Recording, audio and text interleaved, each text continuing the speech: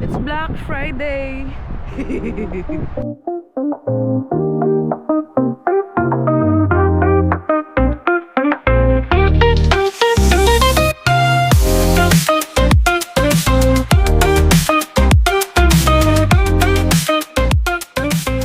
So nauna na naming bilhin yung Dyson tsaka yung ano to? Air fryer. Dyson air fryer tapos yung mga games. So part 1 pa lang naman yan ng ating Black Friday sale shopping. Di pa tayo tapos kasi walang trolley sa loob eh. Sobrang lamig na ng hangin at hindi ganun kaaraw. Tingnan nyo naman. Then babalik pa kami sa loob para bilhin pa yung mga dapat namin bilhin. Dapat bibili namin yung Dyson kahapon. Dapat bibili namin yung Dyson bukas. Dahil Thursday ngayon, Friday sale nga, diba? Black Friday nga, kaya nga Friday eh. Pero Thursday kami pumunta. Pero luckily, ang sabi nila, nag-start na sila, diba? Hindi ba to pre-selling? Start talaga. Silent sale. Silent sale. Meaning official sale nila bukas pa, pero ngayon nag-sale. So tama lang pala na pumunta kami kasi baka daw bukas pag pumunta kami baka pumila kami. So tama lang pala, nandito kami agad. Pasok na kami dito sa mall.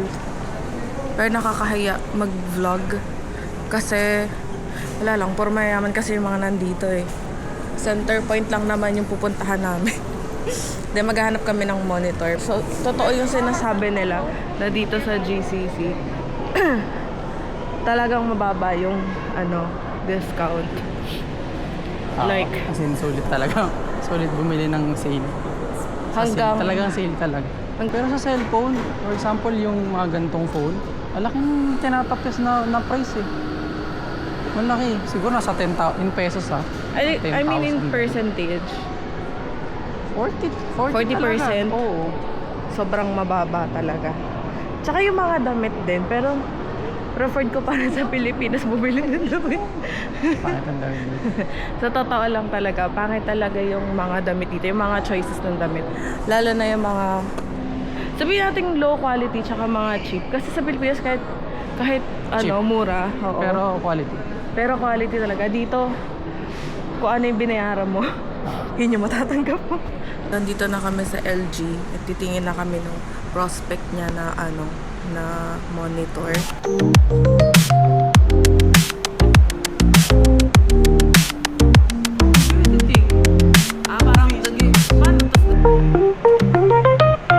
Saan ko kayo ng isang sale ito. LG din to. Parang yung price niya 1,099 tapos ngayon 779 na lang. Sobrang laki din ng ng binawas. Dito talaga yung mga gadgets, electronics, talagang sale talaga, as in sobrang baksa. Di rin naman namin nakuha. Kasi may hinahanap siya na parang included dun sa TV. So, sinadyasan kami ni Kuya na bakit dito pa kayo? Bakit dito pa kayo? Kung nakita nyo na pala sa website, ba't di nyo pa in-order? 2 hours na mo, order nyo na yun eh. Hindi, gusto ko kasi ngayon ko na kukunin, dala ko na. Hindi mag-aantay pa ako. Pangalawang beses na to na nababara kami dito. Kanina kasi ba yun, humidifier pinagbilhan namin pero sa ibang branch. Ngayon tinanong niya doon din kung magkano kasi mamaya syempre baka sale din. Kasi 99 ko yung nabili dati. 99 yung binili ay 88 tapos biglang tinanong namin tapos sabi niya bumili na daw sila, meron na. Tapos sabi ni ate, why ask? Sabi niya gano'n. Tapos ngayon binara na naman kami for the second time around. Sabi niya, nakita mo na pala sa website, hindi mo pa dun binili. So bumalik kami dito sa FNAC at binili na nga namin ang monitor. Pangalawang beses na natin bumalik dito, 'di ba? Pangalawang beses na namin bumalik dito. Ito pa rin yung pinakamura kasi binigyan niya kami ng pinaka sale discount. Monitor lang. Mahal pag convert mo siya sa Philippine peso, pero sale na siya dito talaga. Lahat yan sila sale, as in di ko man maisa-isa, pero ayun, talagang tinodo na namin ang shopping namin.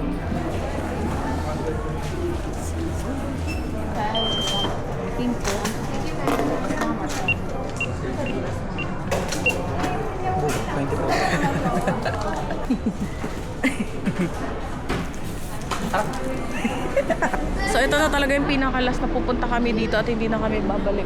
Dahil napapagastos kami, FNAC. Tama na to.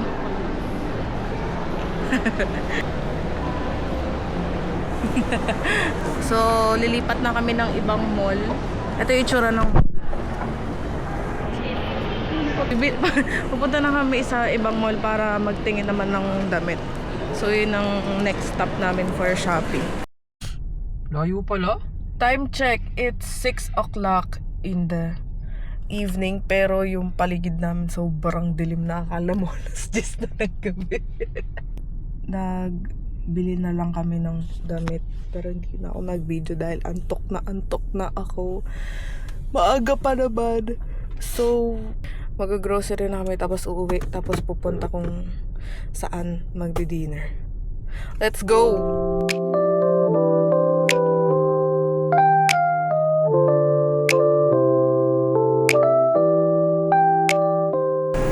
Katatapos lang namin mag-grocery. Ayan yung pinag-grocery namin.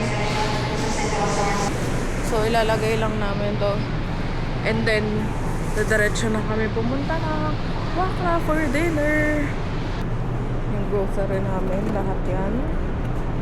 Papasok na yan dito. So, magja-jacket muna ako.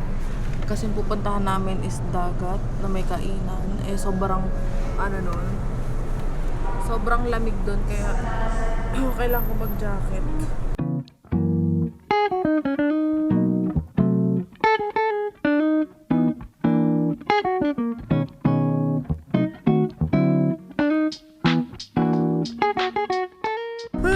So nandito na kami sa Sukwakra. Papakita ko sa inyo. May restaurant dyan, hanggang doon, hanggang dyan. Tapos may looban pa yun. Tapos like yung likod niyan is dagat. So, pero hindi na kami pupunta doon. Hanapin namin yung restaurant. Sobrang lamig na naman. Kakainin namin doon is seafood kasi dito sa Wakra talaga is talaga tayo baksakan ng mga seafood something ganyan. Kaya ito kayo kakain. Ang bango!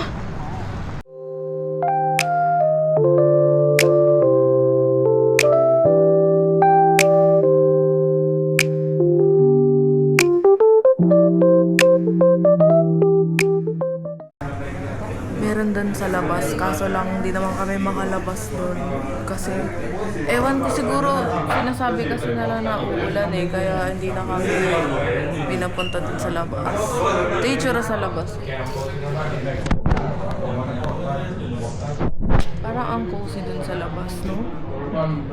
Pero okay lang kasi dito naman kami sa loob. To sobrang rin kasi may parang rain mga kaya okay na rin, malamig na rin dito sa loob.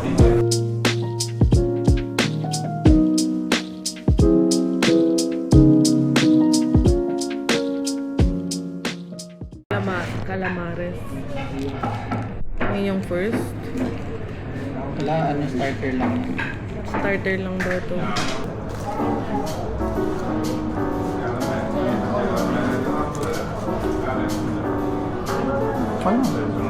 Minsan lang kasi kami kumain ng seafood dito kasi mahal ang seafood.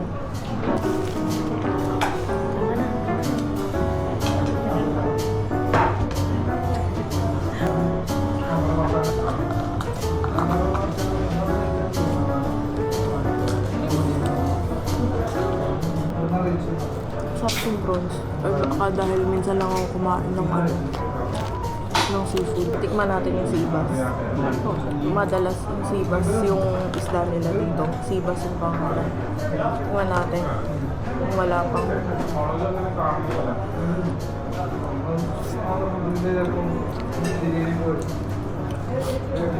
Hindi man siya nagkakalayo sa bangus.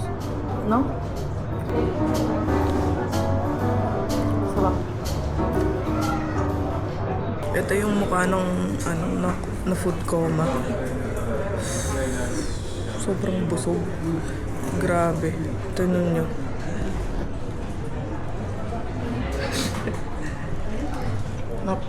Grabe yung pagkain. Sarap. Tapos na kaming kumain. Lalakad na lang kami dito sa seaside. At naghahanap kami ng karak.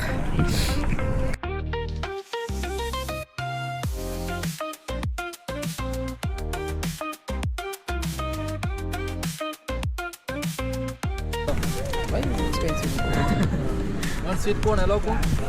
No, just the karak. Just correct. Yeah, to.